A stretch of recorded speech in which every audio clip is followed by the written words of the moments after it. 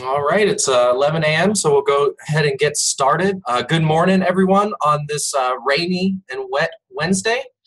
My name is John Diaz, and I will be putting on today's in-service training focused on outlining best practices for uses of surveys, both in program development and evaluation. So we'll go ahead and just jump on into it and get started. So this is just the outline of the different things that we'll cover in today's in-service training. As you see, we've got a lot to cover, so I won't spend too much time on this slide. So we'll go everything from the utility of surveys and extension and kind of go over the nuts and bolts of different best practices to consider when developing and implementing the survey for your own program. So to start off with utility, there are various applications for surveys and extension. The first is what's called need and asset assessment. Surveys can be used to collect new information from members of a target audience regarding community needs and gaps in service, as well as community strengths and opportunities. Respondents may also be able to give insight into existing programs, providing some history on those efforts for new agents. Surveys can also be utilized for formative and summative evaluation. So to understand what each one of those is, a formative evaluation is designed to guide program improvement and is conducted during the development or delivery of the program. An agent who's conducting a program over the course of a 3-month period may choose to perform several small-scale formative evaluations along the way to make sure that the program is moving according to what their plan of work is and their vision of success.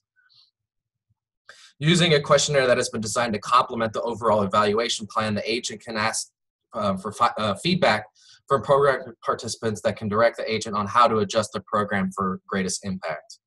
Summative evaluations, on the other hand, are performed near the end or upon completion of the program in order to provide an overall assessment of the program's effectiveness. So that I'm sure a lot of you all are familiar with this type of approach.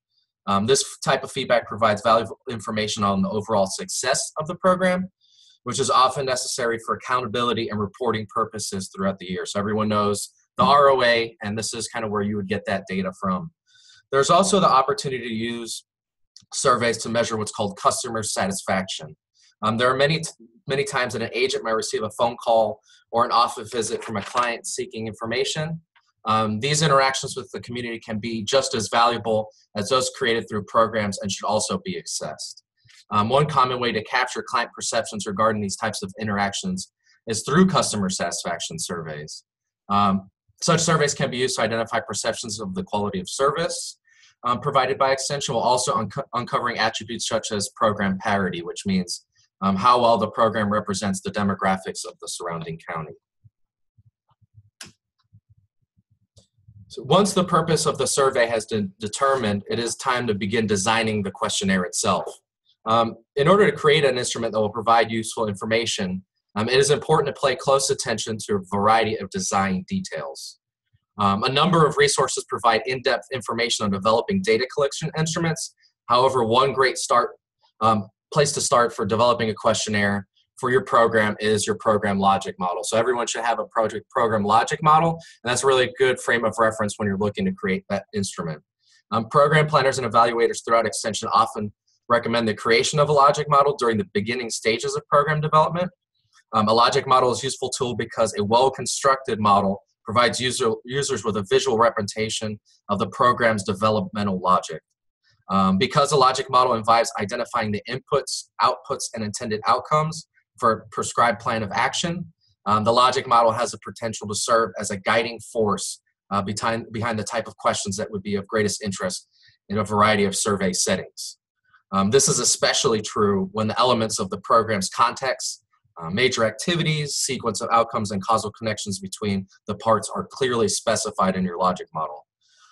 For those of you that want some additional resources on logic model development, University of Wisconsin Extension has some really good resources on their website to help with that development for development of your surveys.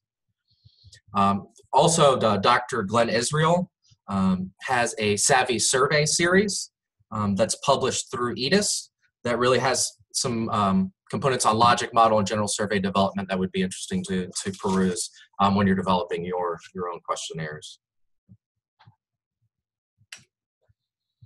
So there are multiple data types that can be collected during the survey.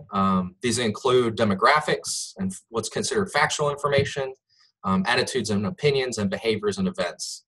Demographics are included to provide information on the characteristics of the individuals who are included in the survey. And demographic information is also useful in identifying market segments that have specific needs and assets. Demographic information is a type of factual data that represents the respondents, and they can easily recall and provide on the survey, and is thus easier to accurately capture than other types. So some of the common demographic information that you may include is age, gender, race, ethnicity, etc. Especially for county agents in the workload and impacts reporting, this is something that's necessary so that the extension administrators understand your ability to reach various audiences within your program. Questionnaires will also frequently ask people what they think about or feel about a particular topic. These items can often be based on topics that respondents may have spent little time thinking about, and thus will require more time and effort to construct a response for. In this item type, different elements of the question can influence the type of answers generated. Therefore, it's important to consider a visual layout and word choices and response options carefully. And we'll go over some of those best practices a little bit later on. Finally, questionnaires can also be used to ask people about their skills, behaviors, or events that occurred over a period of time. Often, to be even greater extent than the questionnaires about attitudes and opinions, questions about behaviors and event require people to spend time and effort to construct a response.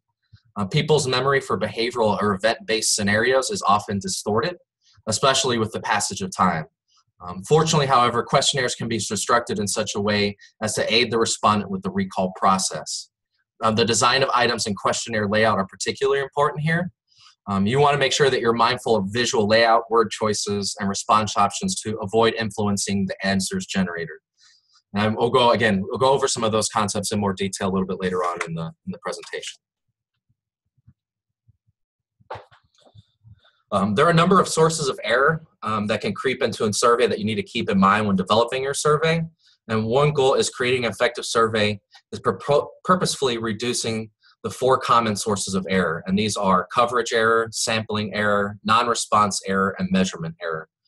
The potential for these types of error must be addressed while developing a survey because any of them is powerful enough to undermine the quality of the information collected. While all surveys contain some degree of error, the goal is to keep each of these error types as low as possible. While there are 4 types of error, the one I will focus on is measurement error. A measurement error occurs when respondents' answers are either inaccurate or imprecise. Measurement error is often increased by poorly worded questions, poor visual layout, and other problems with questionnaire construction.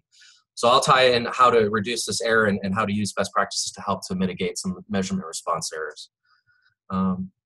Dillman et al. Developed a survey methodology that promotes the features necessary for generating both quality and quantity in responses.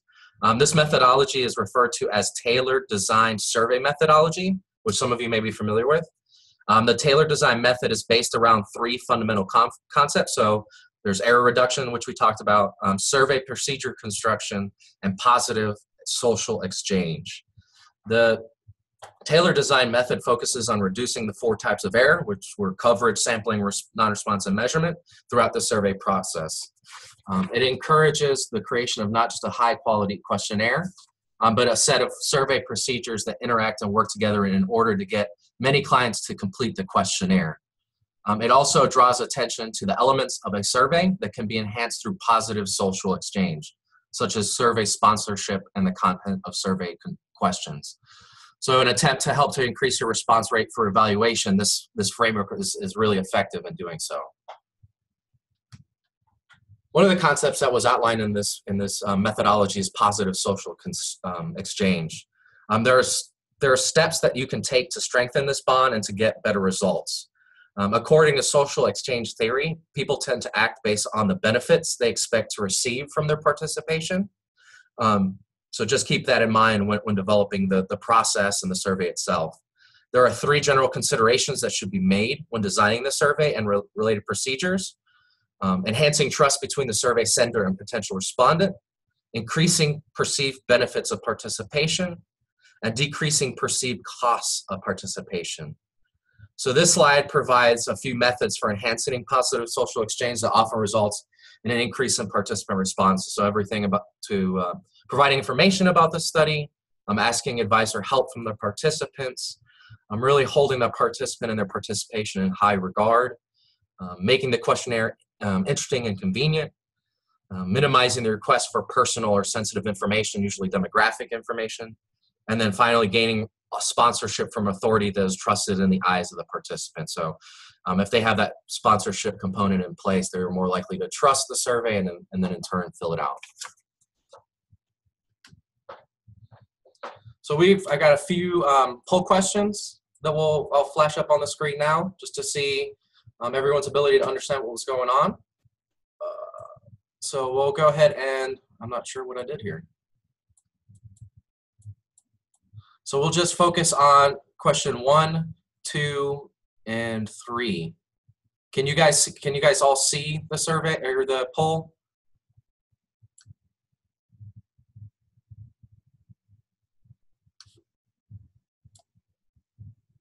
Okay, perfect. I'm still learning the functionality of Zoom, and polling is one of those things that I'm still brushing up on.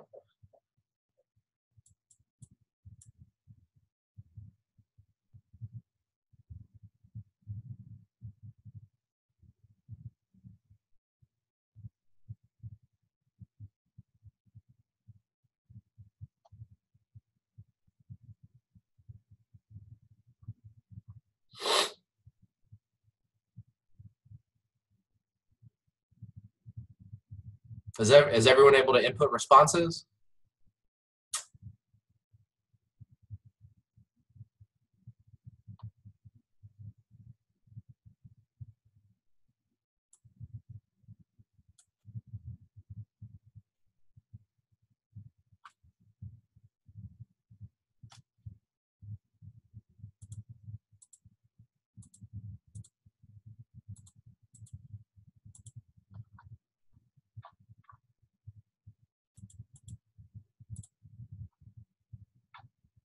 All right. I guess we're having some technical difficulties with the poll, so I'll move on, but I'll go through the questions. What kind of method can be used to help reduce survey error? So discuss tailored design survey methodology. That's something that I would definitely recommend if you have time to look over that and see what procedures it outlines. I see. Okay. So I won't spend too much time. I'll just go over the questions with everyone. Which of the following is not a type of survey error? So we've got a lot of different survey errors, and we discussed measurement, sampling, and coverage. Biased error, well, it's probably an error that we need to consider. It's not something that's outlined within this process. Which of the following is not a best practice for achieving positive social exchange? So there's give an option to opt out of the survey, provide info about the study, ask for advice or help, make the questionnaire interesting, convenient, and none of the above. The only of these that is not a best practice is giving an option to opt out of the survey. While that is something that we many times want to provide the participant to, that's not really something that helps to achieve that positive social exchange. So just make sure that, again, you highlight the benefit for their participation and make sure that you're appreciative of their time and do other things like gain sponsorship if you want to increase the response rate. All right, so we'll go on to the next slide. So now we'll start to discuss the process of developing survey questions. There are 4 basic steps that you can follow to ensure you develop an effective survey. And the first step is to conduct a brainstorming session. Many questionnaires have their roots in brainstorming sessions in which the project team or project collaborators work to develop a list of questions related to the topic of hand. One of the main benefits of brainstorming is that a large number of questions can be generated very quickly. Brainstorming can work very well with a small or medium-sized group, so about 6 to 10 people, to develop a set of questions to build into a questionnaire. On the other hand, if you only use the brainstorming process to create your questions, then 3 problems can occur. First, important questions might be omitted because no one thought of them at the time. Second, questions that are irrelevant or tangential to the main topic might be included. And third, the organization of questions can be haphazard because of the nature of the brainstorming process. So to avoid omitting important questions or including irrelevant ones, a best practice is to consult studies published on the topic area. So this represents the second step in the process. Journal articles are a good source of ideas about concepts that researchers are measuring and have found to be important. Frequently, the questions used to measure a concept are included in an appendix. If not, most authors are willing to share a copy of the questionnaire when asked. So go to places like Journal of Extension, find out if there's someone that's been evaluating a program similar to yours. And a lot of time they'll have a validated or pre-developed survey that you can get from them that may be able to measure the outcomes of interest, and you don't actually have to go through the process of developing yourself. Or you can utilize what they've done to adapt what you're trying to do within your own protocol.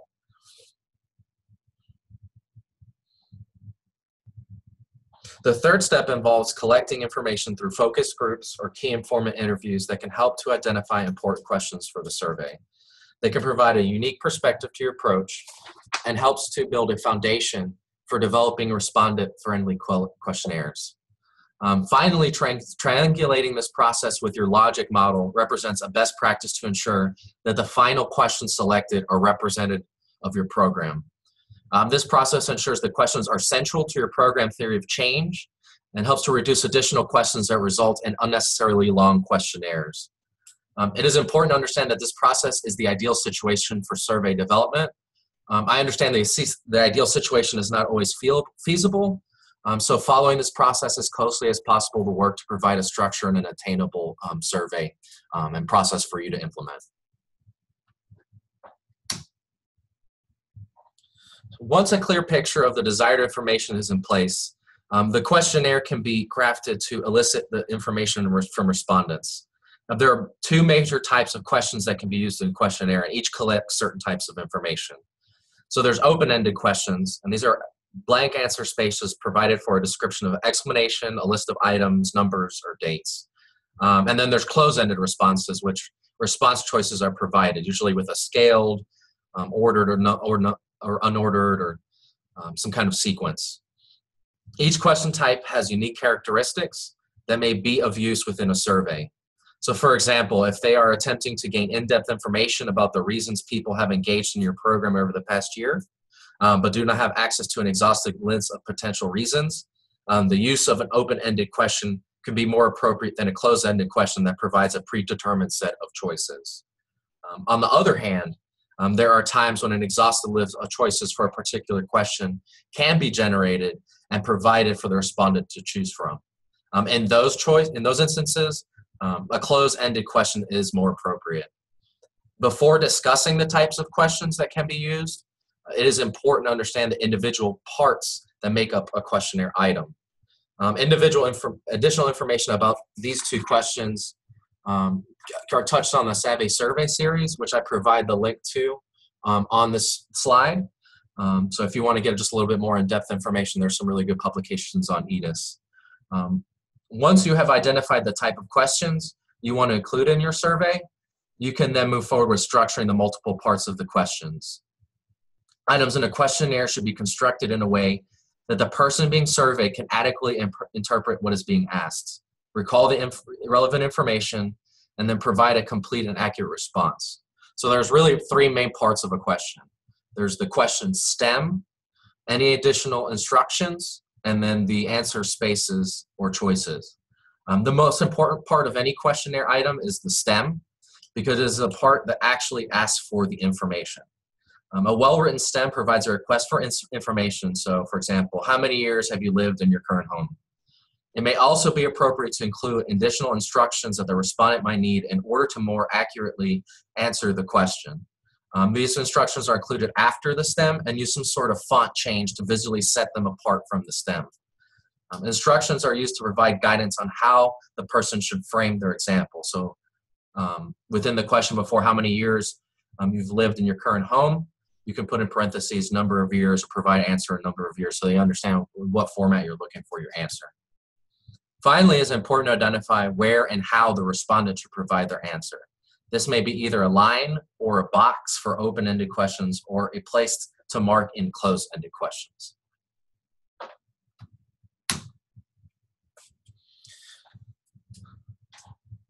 There are some questions that you must ask yourself through the construction for consideration of different survey issues. So the first is, what type of survey mode or modes will be used to ask the question? The various survey modes, in person, group administered, mail-based, telephone, online, mixed methods, present the items in a questionnaire to survey taker through different channels, so auditory versus visual. In more auditory modes, for example, the telephone, so telephone administered surveys or interviews, the meanings and use of words have increased power, and memory issues are significant factors since visual cues are unavailable. In more visual modes, so for example, an online or mail-based survey, the visual design elements must also be taken into account in addition to word choice. Sometimes survey takers are hesitant to honestly answer questions about sensitive topics. This avoidance is especially evident when dealing with activities that may be perceived as embarrassing, or to a lesser extent with attitudes and behaviors that are seen as socially desirable. If it is crucial to gain this sensitive information, there are some methods for encouraging survey takers to respond, though reluctance may still occur. The first is to change wording. Instead of asking, so for example, have you ever improperly disposed of harmful pesticides? Encourage responses by asking, please explain how you dispose of pesticide containers once you have finished with them. You can also combine them with less objectionable questions. Encourage response nesting the objectionable question, so for example, please explain how you dispose of pesticide containers once you have finished them, into multiple less objectionable questions. So how often do you use pesticide on your lawn? What type of pesticides do you commonly use? And how do you store surplus amounts?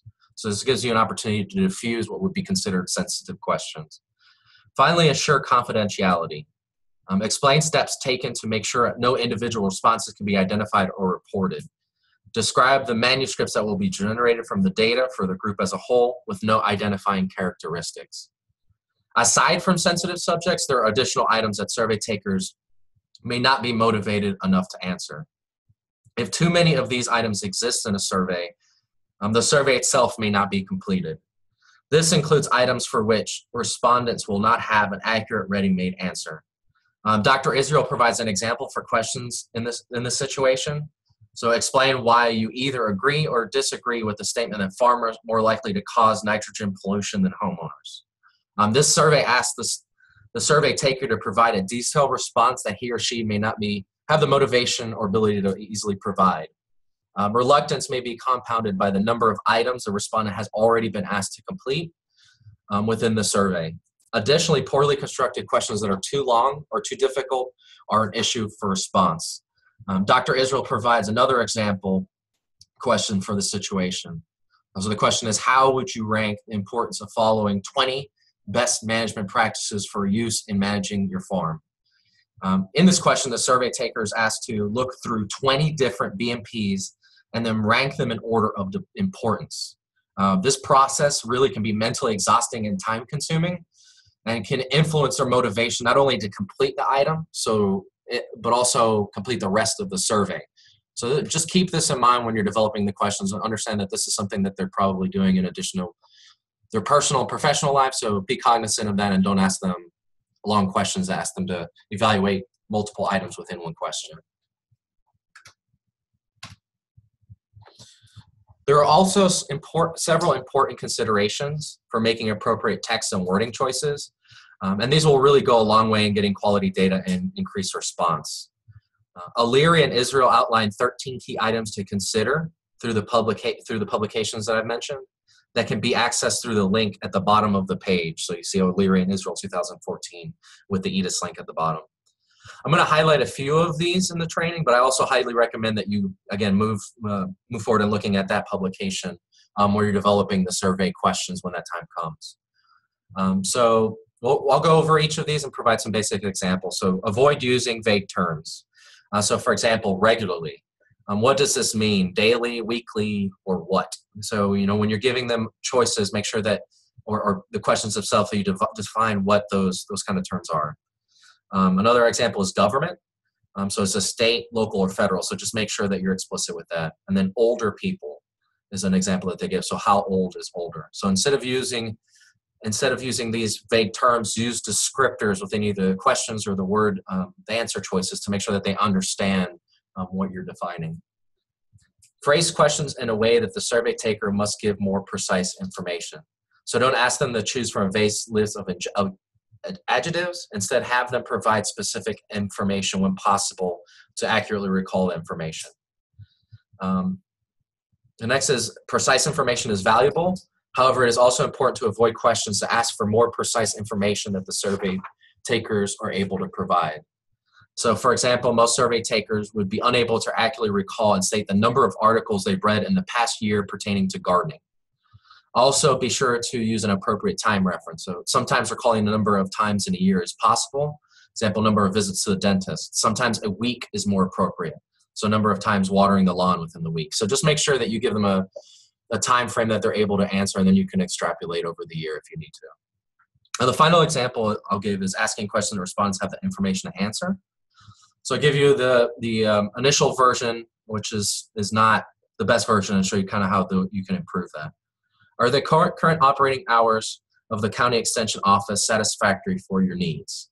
Some responses might not know what the office hours are in this situation. So an improved wording for the question is, the county extension office is open 8 a.m. to 5 p.m. on Mondays through Fridays.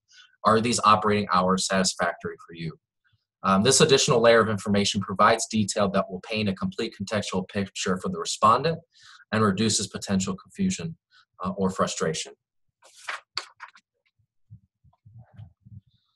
So again, I had some questions prepared, so I'll just go over those really quickly. We won't spend too much time on this so that we can go over the next component. So the question for that, what I was going to go over is, which of the following uses question development best practices? And that one would be the second option, during the summer months, and it provide what months you're actually speaking to. How many days per week do you water your lawn on average? So this gives you an idea of how they describe what summer months are, so folks aren't left to extrapolate that and include months that you're not looking for. And then they have the amount of times in a per week basis so that it's reasonable that they be able to provide that.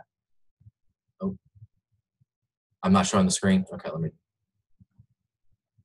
It's asking for you to complete it, don't worry about it. So which of the following answer options follows best practices for the question that I just mentioned? So during the summer months, June, July, and August, how many days per week do you have to water your lawn? So there's actually multiple correct answers. So there's the top one, which gives you then the opportunity to input a specific number of times per week. And this is reasonable because you're not asking for the amount of times they water their lawn over the span of a year.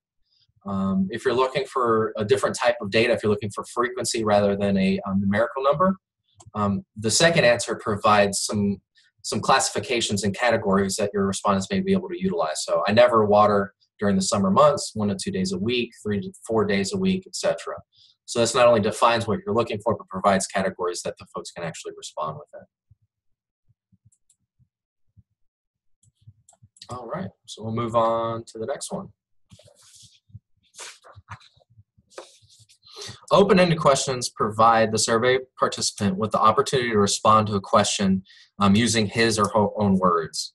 An open-ended question might ask the person being surveyed to give a description or an explanation of a particular problem they are having. It may ask them to provide a list of items they believe are important for the future of a certain community program. However, open-ended does not necessarily just suggest words. It may also suggest or request a number-based answer, such as how old the respondent is or how long he or she has lived in the home. There are specific best practices based on the type of information you are seeking to collect. So when asking for numerical responses, be sure to ask for specific unit desired in the question stem and provide answer spaces that are sized appropriately for the response task and provide unit labels within the answer spaces. So as we saw in the previous question where I had amount of years, it gives the line for what we're looking for. You wouldn't want to give them a paragraph-sized line because then you'd end up getting a paragraph-sized answer. When asking for a list of items, be sure to specify the number and type of responses desired in the question stem. Design the answer spaces to support the type and number of responses desired, and then provide labels with answer spaces to enforce the type of responses requested. Next one, asking for descriptions or explanations. Be sure to provide statements to increase motivation to respond. Provide adequate space for respondents to completely answer the question. And use scrollable boxes and consider programming additional questions to probe open-ended responses for online survey. There's a function in most surveys platforms that allows for you to integrate skip logic or additional questions based on the inclusion of certain words in your open-ended responses. So if there are certain words that you think would warrant the aforementioned follow-up, you can program that in. Now, one of the things that I see a lot of times that I recommend as well is So for example, basic example, if you have someone that you've got a satisfaction question, ask them if they're satisfied with your program, and they identify no, then you can initiate skip response or skip logic to identify an open-ended or provide an open-ended question for them to provide some description on why that was, just to give you some more information on how you can improve your program. So moving on to close-ended questions. Close-ended questions are often used to describe a person's attitudes, beliefs, or attributes. The close-ended format provides a person taking the survey with a range of response options that he or she can select to indicate his or her answer. There are 4 close-ended question types. So there's the scalar Likert type responses. They use a predetermined scale or continuum. There's ordered responses that have an identifiable order, unordered responses that have no identified or logical order, and then partial responses include other, which you are able to ask them to specify an option or a response within that. There are several guidelines for creating close-ended questions suggested by Dillman, who was the author for the tailored design methodology. The full list can be accessed through the link provided at the bottom of the slide. So if you see that the EDIS link. And I'll just focus on highlighting a few to consider, but strongly recommend utilizing that EDIS document if you're going to include close-ended items on your program development or evaluation survey. So 1, if asking respondents to rank items, please provide the respondents with several small groups of target items, usually about 5 to 7, rather than a single long list. This will increase the likelihood that they'll actually carry out the prioritization exercise. The second recommendation is avoid bias from unequal comparisons by avoiding adjectives that might impact how the respondent views the choices. The instrument is really not intended to lead the respondents to an answer. It's intended to gain their true sentiment of the program. Number 3, used forced choice questions by either asking for the best answer or yes, no, instead of check, all apply. And this is really a recommendation that's provided for the purposes of analysis. Using check all that apply causes issues in understanding the percentage of respondents that answered a certain way because they may be selecting multiple answers. So using the forced choice alternative will allow you to understand percentage of respondents to provide a specific example, which is really important for reporting your accomplishments and your ROA. Though quite useful, close-ended respondents do have some limitations. Close-ended questions can provide respondents with answers they may not have considered otherwise, while at the same time not offering an answer that accurately captures their true sentiment or answer. By lacking the desired answer, the respondent can become frustrated in the survey process. And this limitation points to the value of pre-testing every instrument prior to using it for actual data collection. So if you've got a small set of clients that you feel like would be useful in including in this process, administering the survey to them and getting the response to make sure that you've got everything representative and it's in a format that is user-friendly for your clientele would be very effective to help to avoid this issue.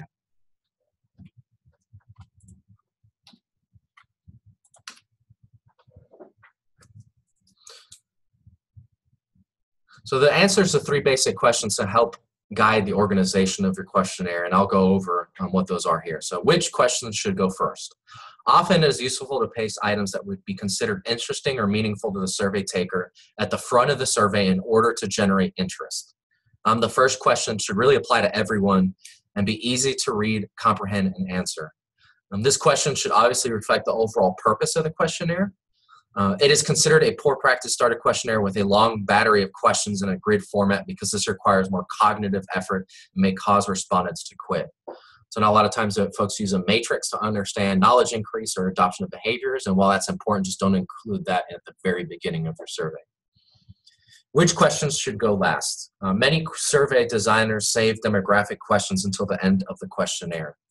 While these items do apply to everyone, are easily to read and comprehend and answer, these questions might actually be better left until the end of the questionnaire, really since they do not directly reflect the true purpose of the questionnaire and may hinder gaining survey response. Instead, asking these items at the end of the questionnaire may actually help the participant finish the questionnaire because these items require little energy to answer. Also, it's important to place sensitive and potentially objectionable items near the end of the survey. Using this technique encourages continued responses the survey taker has already spent time answering other more interesting or important questions. Pre-testing questionnaire can help to identify which items may be viewed as objectionable or sensitive. So as I mentioned, running those by some of the choice clients to make sure that you're able to reword those sensitive items or remove any that are overly sensitive and are not central to the focus of your survey. How should additional questions be arranged? So the questionnaire should follow some sort of logical order. Items should be grouped together with other questions that cover similar topics. Another grouping technique is based on order of events. So if the questionnaire includes items that asks the survey taker to recall an event or parts of an event, best practice suggests arranging the questionnaire items by the order or location that the events occurred. All right, so now that we understand how to organize the questionnaire, it is important that we consider overall questionnaire appearance. For mail and web surveys, it is important for visual presentation of items to be consistent throughout the questionnaire.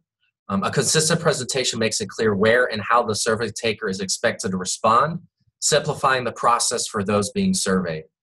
Part of this visual representation is alignment. By aligning the questions in corresponding answer choices or categories, the respondents will be able to make sense of the survey's logic as they navigate through the entire document. Another way to help survey takers organize information is through using of color or of a grayscale contrast.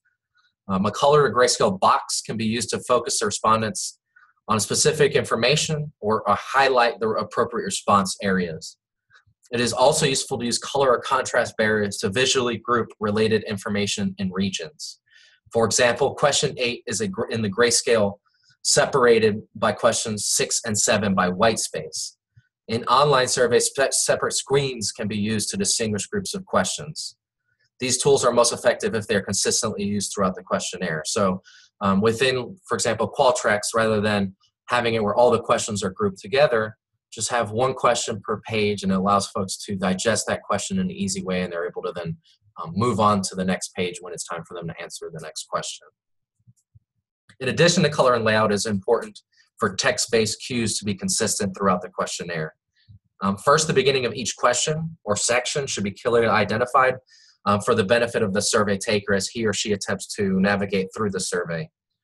When starting a new section or topic, it is a good practice to include a transition sentence or a heading to alert the respondents that they're moving into a new section.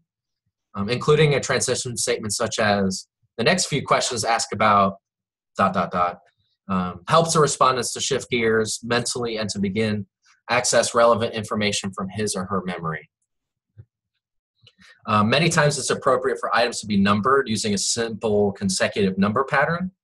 The only time that this may not be useful is with a web-based survey that is using complex skip pattern, where the answer to one question determines which question is asked next. Additionally, typographical elements, so for example, italics, bold, underline, should be used consistently throughout the questionnaire. When used properly, these elements are useful for drawing the survey taker's attention to words or different special instructions that you may include throughout the survey. However, switching between these elements in a haphazard, easy way can just cause confusion. So again, this speaks to consistency. Make sure that you are consistent so that the folks understand that when they see italics, bold, underline, what it is, because they've done it before. Although directing respondents to the correct question can be automated for web surveys, skipping questions on paper instruments can pose some challenges for respondents. The best practice is to use arrows to point the way. One strategy for preventing respondents from skipping questions uses arrows to guide respondents from their answers to initial questions to the answers follow-up questions. Honestly, with that being said, I would really avoid using skip logic within paper surveys because it's just going to confuse the respondent. So if you do want to utilize something that does use skip logic, just use an online survey instrument.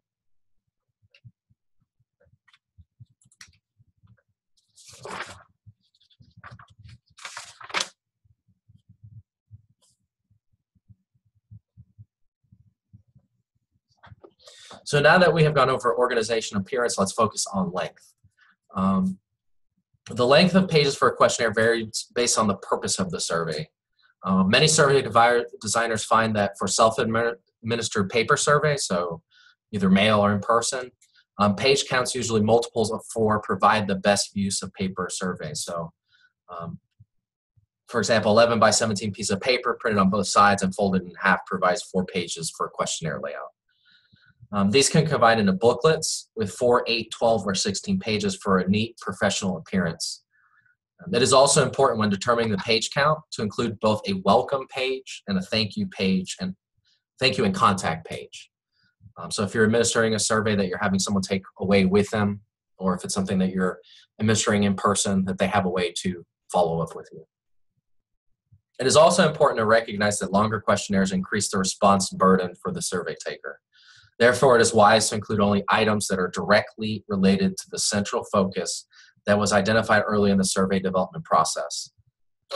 This will limit the length of the questionnaire and potentially increase response rates by limiting the time needed to complete the survey.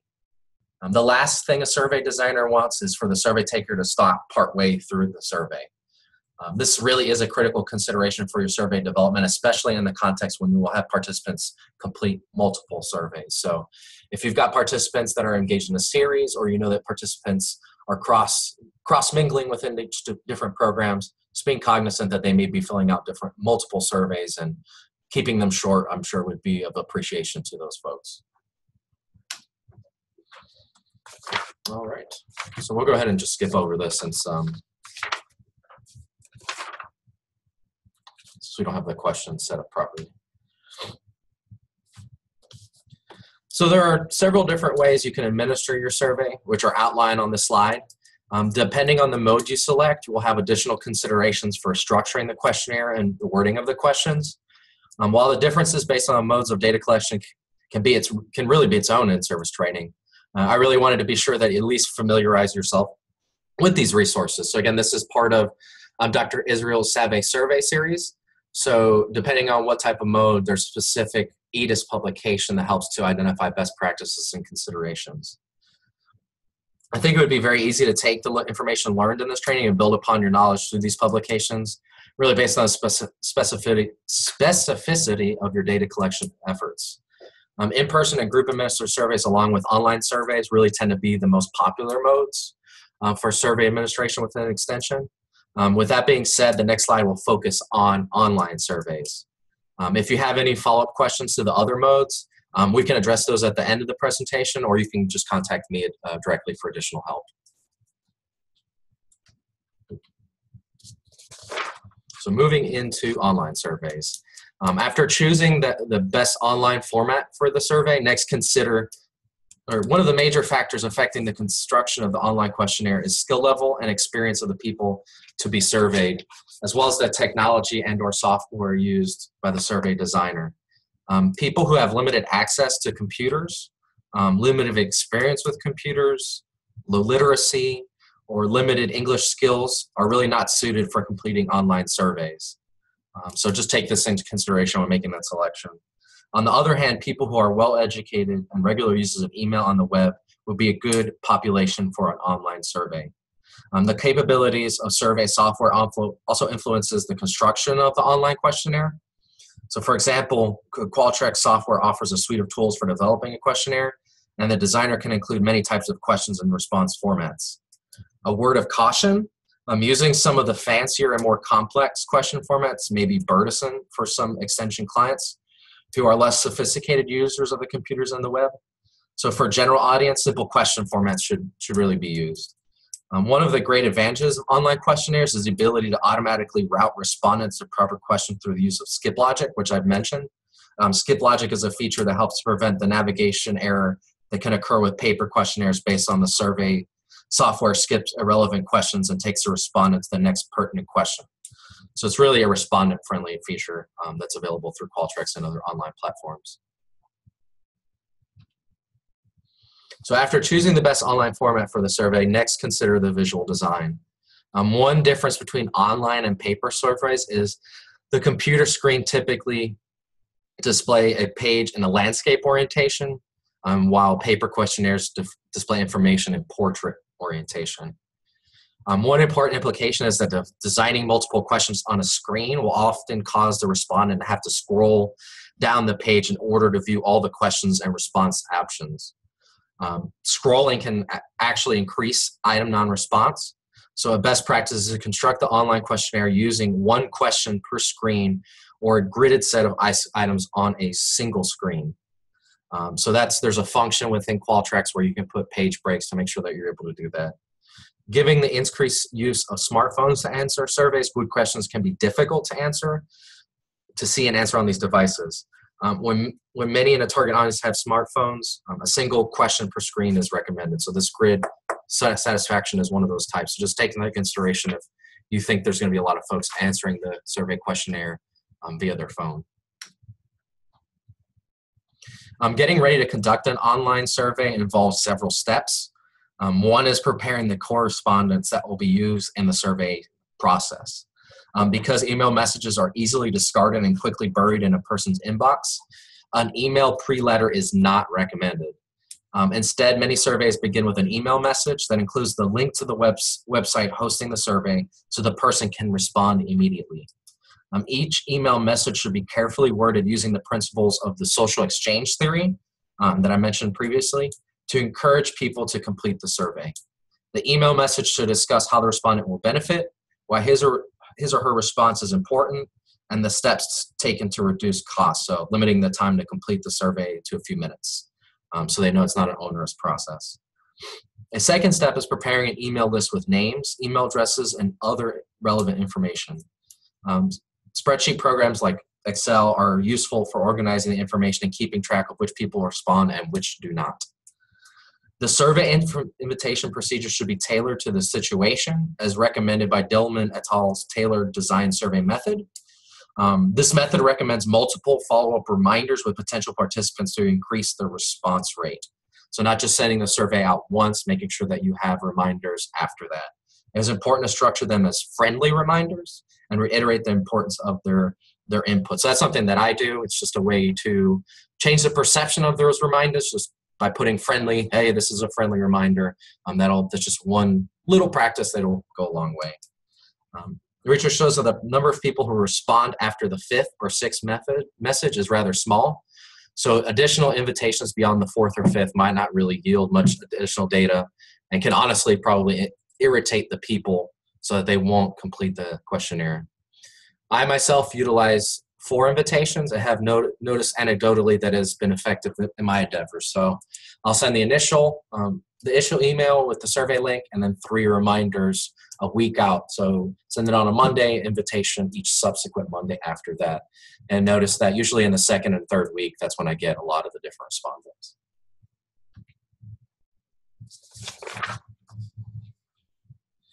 For surveys that collect quantitative data or closed-ended responses, there's various programs that you can utilize for analysis of those responses. The most predominantly used platforms are SPSS and SAS. I use SPSS myself. These programs can be purchased through the UF Computing Help Desk at a discounted rate, and sometimes your extension unit will have a free downloadable version for you. If you're using methods outside of an online survey, you'll have to enter the data into this program manually. But if you use an online survey like Qualtrics, you can actually download a file that can be opened within one of the aforementioned programs with little or no corrections needed. You may need to make some minor changes based on response types and skills used, for example. There are 2 types of analysis that can utilize for program evaluation. This includes descriptive analysis and inferential analysis. You'll predominantly use descriptive analysis to outline the number or percentage of participants that achieve changes in knowledge and behavior. Descriptive statistics take the form of frequencies or percentages, mode, median, range, etc.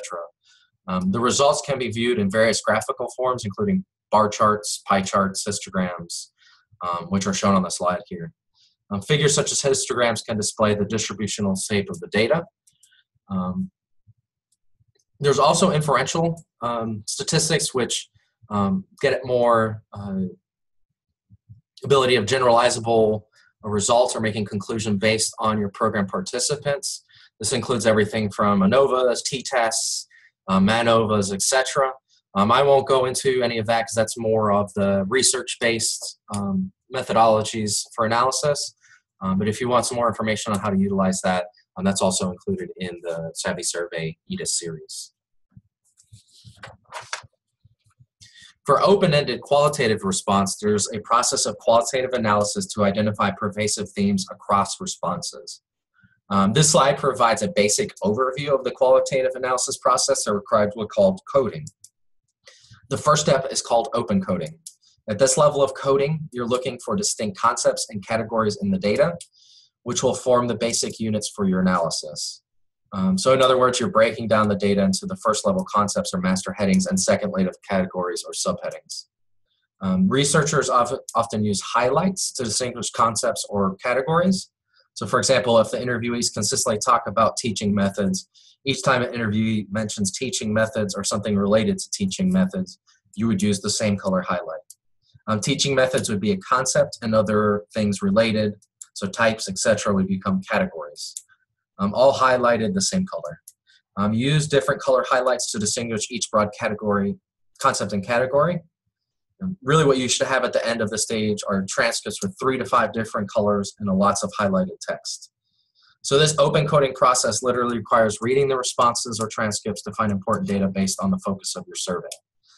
Make sure that the data highlighted has enough detail so that it can stand alone. So you want to make sure that after you pull that away from the transcript or the survey that you can understand what it is with the data that's provided. In open coding, you are focused primarily on the text to define concepts and categories. In axial coding, you are using your concepts and categories while rereading the text to confirm that your concepts and categories accurately represent the interview responses and explore how the concepts and categories are related. To examine the latter, you might ask what conditions caused or influenced the concepts and categories, what is or was the social political context, or what are the associated effects for consequences. So for example, if one of your concepts is adaptive teaching and 2 of your categories are tutoring and group projects, axial code might be a phrase like, our principal encourages different teaching methods. This discusses the context of the concept and or categories and suggests you may need a new category labeled supportive environment. Axial coding is merely a more directed approach of looking at the data to help to make sure that you've identified all important aspects.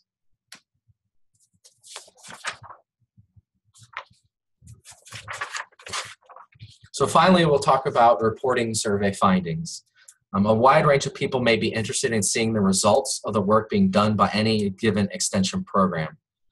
These various audiences include stakeholders such as cooperating partners, your extension directors and administrators, other extension colleagues, and even the general public. Each of these audiences has different backgrounds and information needs that impact how the information may be presented. Yet regardless of the audience, some components of a report, so for example, the purpose of the survey, how the data was collected, salient findings, limitations, and implications, are necessary to be effective and should be discussed in most forms of communication channels. Individuals are categorized as part of either the internal audience, if they work closely with the program detailed in the report, fund or supervise the program, or extension agents themselves. This audience usually receives a written technical report that has been designed to capture all pertinent components of the program to help to illuminate the findings from the survey. And then there's the external audience, which includes individuals of the general public who may not have the expertise or experience working with programs, working with surveys, or even interpret findings. With the external audience, written reports are really not as detailed. Rather, reports are shorter and specify the most important findings. External audiences are often appreciate the use of visual models, so something that Extension uses specifically the PyCenter is infographics. It really utilizes graphics to make the data that they've collected pop with the general public. So that's it for today's in-service training. Today's in-service training really focused on high-level best practices, more abstract in nature. So I've got my contact information here. If you'd like to work with me one-on-one or in a small group setting, we can find out how some of these best practices would resonate with your own program in developing a survey to measure outcomes or evaluate the process for more of a formative evaluation. So if you either want to give me a call or shoot me an email, I'd be more than happy to work with you on your specific program needs and make sure that you're developing a survey that's really able to measure your success in achieving your outcomes and provide data that you can include in your ROA for promotion and permanent status and tenure. So if we've got any questions now, I'd be more than happy to address any of those questions through the chat function in Zoom here.